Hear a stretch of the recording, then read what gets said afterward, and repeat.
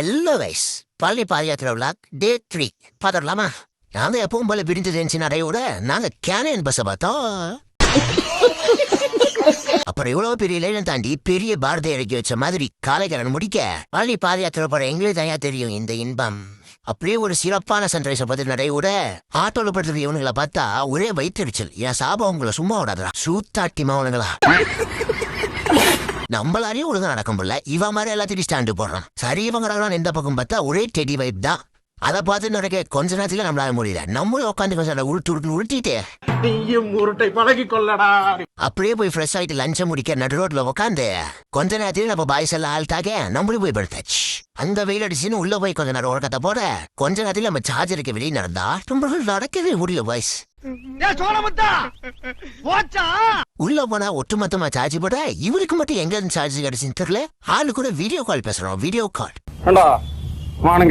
அப்படியே எங்கால பாத்தீங்களா லாரி கூட வழி விடாம லாடு மாதிரி போன் நோண்டிட்டு இருப்பாரு. அப்படியே அங்க இருந்து நிறைய இவன் சாக்ஸ்னா இவன் செலோ டேப்பே.